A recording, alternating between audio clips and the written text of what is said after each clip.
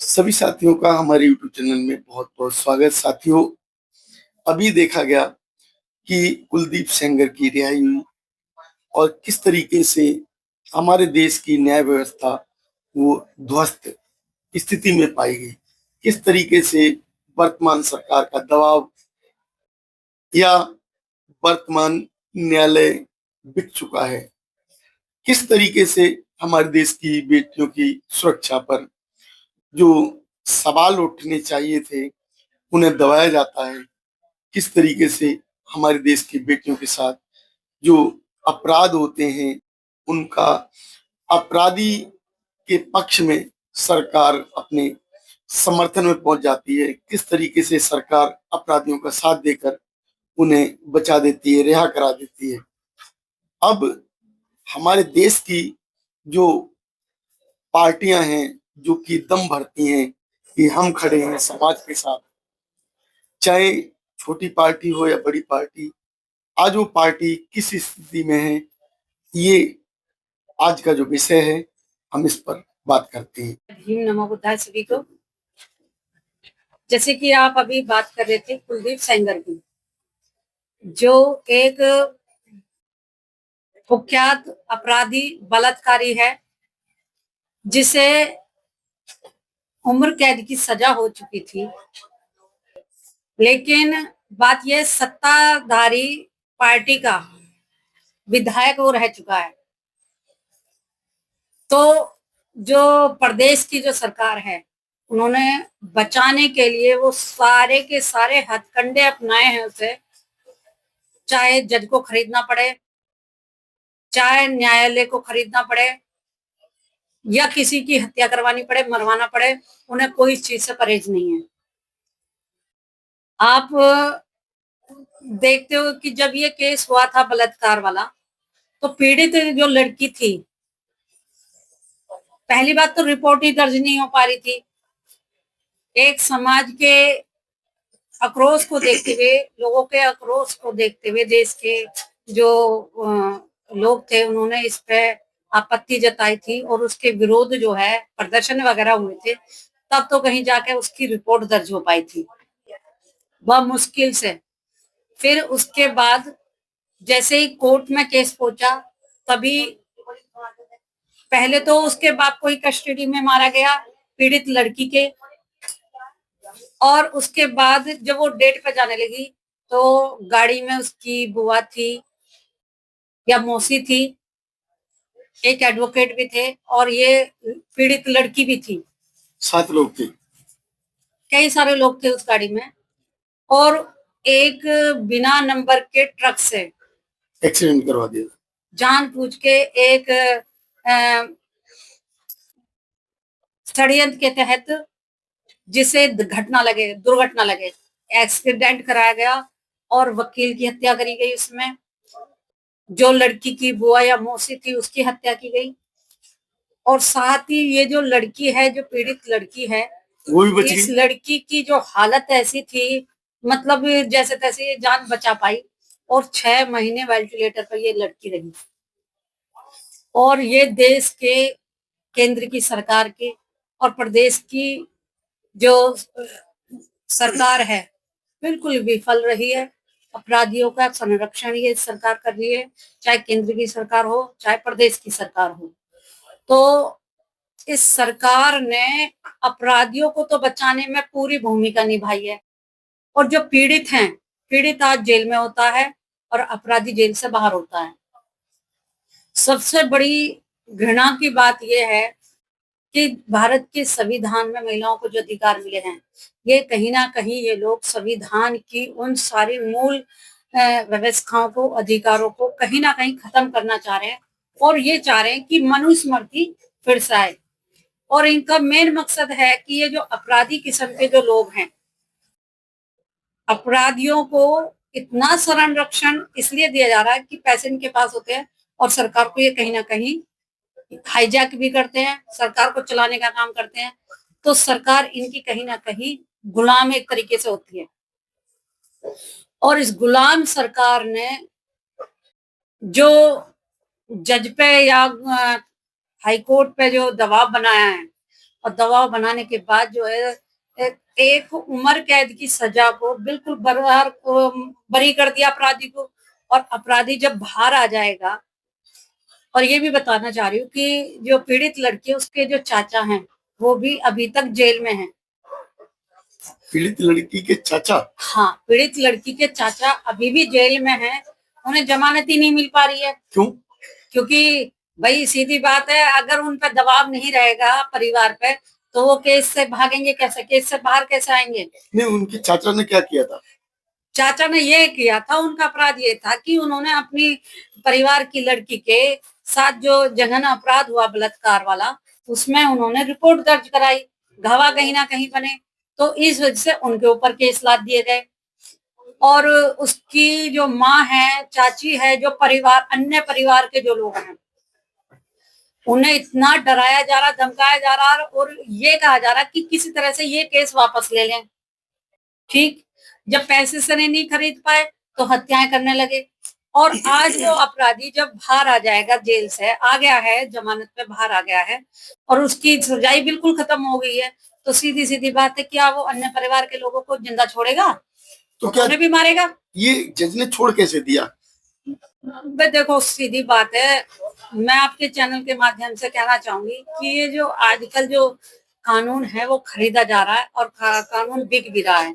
कितने बड़े से बड़े जज हों, आप हाई कोर्ट के जजों की बात कर रहे हो, मैं कह रही सुप्रीम कोर्ट में जज जो ना बिक जाते हैं, उनके फैसले बदल जाते हैं, क्योंकि उन्हें ये पता है कि रिटायर होने के बाद हमें कहीं ना कहीं सत्ताधारी पार्टी से ये लाभ मिल जाएगा, हम कहीं के जो है ना राज्यपाल बन जाएंगे, हमारे बच्चे जो है जज बन जाएंगे, अच्छे अच्छे पदों पर पहुंच जाएंगे, या ये जो है राज्यसभा के सदस्य बना दिए जाएंगे। तो इतनी बड़ी बड़ी जब पोस्ट इन्हें मिल जाएंगी तो ये तो सरकार का काम करेंगे, पब्लिक का काम करेंगे। और मैं तो सीधी सीधी एक बात कहना चाहूंगी कि जिस भी जज ने ये जजमेंट दिया है, तू है उसकी जिंदगी पे, उसके फैसलों पे, किस तरह से वो अपने समाज में अपनी बेटियों को, अपने परिवार को मुंह दिखा पाएगा? क्या उसे शर्म नहीं आएगी कि मैंने एक बच्ची को न्याय नहीं दिया, बल्कि उसके अपराधी को मैंने बचाने की कोशिश की है? ऐसे जजों का तो मुंह काला कर देना चाहिए, ऐसे जजों को सस्पेंड करना चाहिए, इनकी डिग्रियां छीन लेनी चाहिए और इनका समाज से बहिष्कार होना चाहिए। क्योंकि क्या कर रहे हैं, अरे इन्होंने अपने जजमेंट पे अपने जितना भी कैरियर था उस सारे कैरियर पे इन्होंने धब्बा लगा लिया। आपका समाज क्या कर रहा है? आपके समाज के इतने बड़े बड़े संगठन हैं, बड़ी बड़ी पार्टियां हैं, जगह जगह मंच पे बड़े बड़े भाषण होते हैं। देखिए, ये जो लड़ाई हद तक पहुंची है लड़की की, या वो लड़की आज तक भी जो कोर्ट में जा पा रही है, वो सभा उन समाज के लोगों के बदौलत ही जा पा रही है। उन्हीं की वजह से वो आज भी जीवित है, सुरक्षित है। और कोर्ट में जो आज जो इतनी लड़ाई लड़के यहाँ तक वो पहुंची, वो समाज के उन लोगों के वजह से ही पहुंची है। कौन कौन लोग हैं जो बचा रहे हैं उसको? कौन सी पार्टी बचा रही है? देखिए, आपने बहन जी का शायद सुना हो, बहन जी का एक ही बात कही है। आज भी मैंने बहन जी का ट्वीट देखा है, उसमें लिखा हुआ है, अगर हमारी 2027 में बीएसपी की सरकार बनती है तो हम इसे जो है कुलदीप सेंगर जैसे अपराधी आदमियों को हम इन्हें सजा देने की कोशिश वो करेंगे। ये बहन जी ने कहा है? बहन जी के ट्वीट में आज मैंने देखा है। अच्छा, चंद्रशेखर जी ये कहते हैं कि क्या उनके जानने वाले, उनके समर्थक, कि जो भी कुछ अभी तक संरक्षण मिला उस लड़की को, वो चंद्रशेखर जी ने दिया?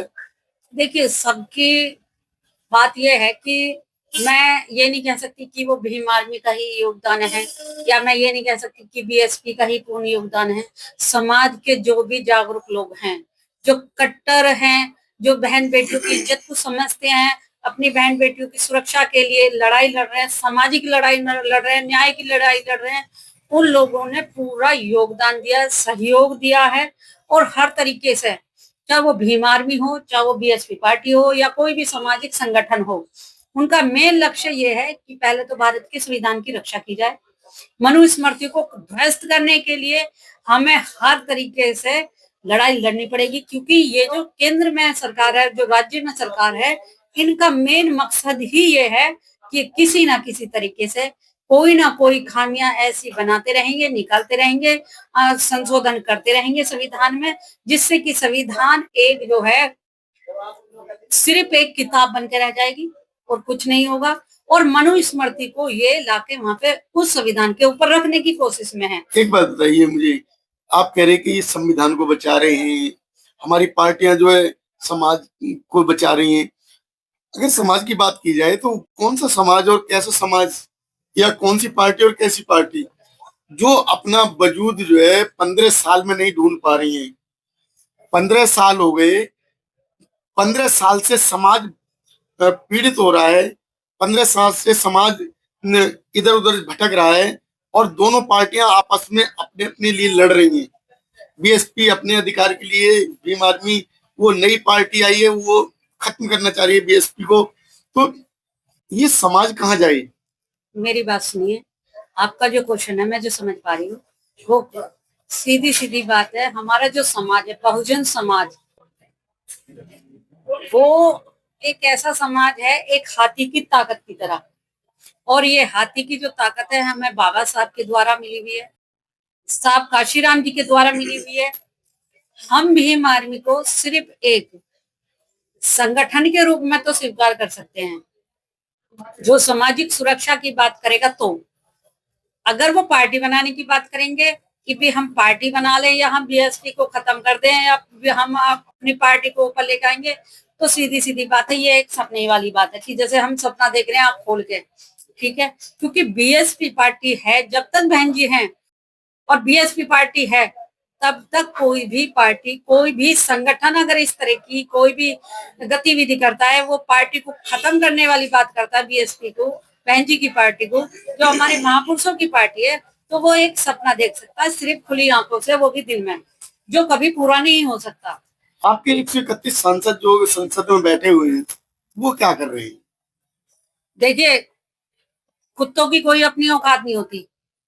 कुत्ते के गले में जिस पार्टी का पट्टा होता है या जहां उसे खाना मिलता है, जहां दाना मिलता है, जहां उसे रहने की सुविधा मिलती है, वो वहां के उनके पैरों को चाटना शुरू करता है। और आप जो 131 सांसदों की बात कर रहे हो, वे सांसद जीवित थोड़ी ना, वे तो मरे हुए हैं। अगर वे जिंदा होते तो क्या उनके घर में बहन बेटियां नहीं है? क्या उनके घर में लड़के नहीं है? क्या उन्हें स्वास्थ्य की जरूरत नहीं है? क्या उन्हें नौकरियों की जरूरत नहीं है? चिकित्सा की जरूरत नहीं है? लेकिन वो क्यों चुप है? क्योंकि सत्ताधारी पार्टी में वो अपने आप को खत्म कर चुके हैं। तो आपका समाज भी तो जो है खत्म ही है, क्योंकि आपका समाज जो नहीं चाहता कि सत्ता में आए। ऐसी बात नहीं है।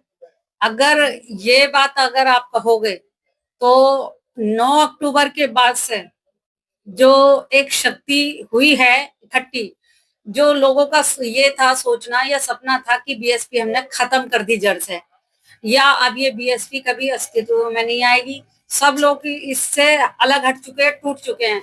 तो उन लोगों के मुंह पे करारा तमाचा पड़ चुका है 9 अक्टूबर 2025 की महारैली में, जो लखनऊ में बहन जी के आगाज पे हुई थी।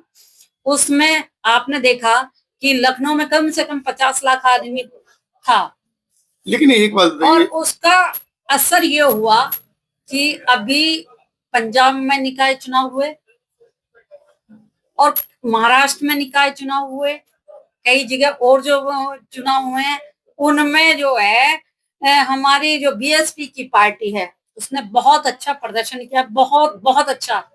पहली बार बिहार में हमारी एक सीट आई।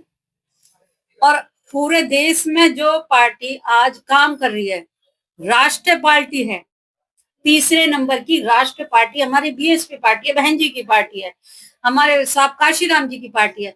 कैसे कोई खत्म कर देगा? समाज सिर्फ ये देख रहा है कि भाई हमारा अस्तित्व कहाँ जिंदा है, कहाँ सुरक्षित है, कौन हमें लीड कर सकता है, कौन हमें बचा सकता है। तो बहन जी से अच्छा कोई भी नेता हमारा कोई हो नहीं सकता, कोई हमें बचा नहीं सकता, कोई हमारी सुरक्षा कर नहीं सकता। अगर बहन जी सत्ता में आ जाती है तो जी, बहन जी ऐसा क्या कर लेंगी जो कि एक न्यायालय के फैसले को पलट देंगी? क्योंकि वो तो उत्तर प्रदेश की सत्ता संभालेंगी ना।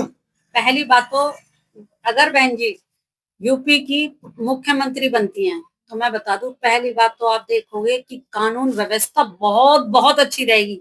हमें कहीं इतनी कोर्ट में कचहरी में जाने की जरूरत ही नहीं पड़ेगी, क्योंकि बहन जी का जो शासन आता है ना, तो सबसे पहले अधिकारियों को जो ना उनकी भाषा में समझा दिया जाता है कि आप ये ना सोचे कि जो है नौकरी कर रहे हैं तो आप अपनी मन मर्जी करोगे। मन मर्जी नहीं करोगे, आप सत्ता के गुलाम नहीं हो, आप जनता के गुलाम हो। जनता के टैक्स के पैसों से आपको सैलरी मिलती है, तो जनता जब आपको चाहेगी आपको आना पड़ेगा, जनता की बात सुननी पड़ेगी। अगर नहीं सुनोगे तो फिर जो है बहन जी का डंडा है ना, फिर ऊपर से फिर बहन जी का अपना डंडा होता है, फिर बहन जी जो है ना उन्हें अपनी औकात में लाने में टाइम नहीं लगाती। हर अधिकारी टाइम के टाइम मिलता है। और जब भी बहन जी का शासन रहा है तो मैं आपको बता दूं कि बहन जी के शासनकाल में हर अधिकारी अपने समय से अपनी सीट पे होता था। साथियों, जो ये चर्चा हुई थी, एक उस बेटी को जो न्याय नहीं मिल पाया, जिसके साथ जघन्य अपराध हुआ, उस बेटी के परिवार को न्याय नहीं मिल पाया, जो आज परिवार खत्म हो चुका है। और देश के अंदर तमाम जो बेटियां हैं उनकी सुरक्षा पर उठ रहे सवाल, आप लोगों की क्या राय है अवश्य बताएं। यदि आप लोग हमारे चैनल पर नए हैं तो चैनल सब्सक्राइब करें। यदि वीडियो पसंद आए तो उसको लाइक और शेयर करें। धन्यवाद। नमो बुद्धाय। जय भीम। जय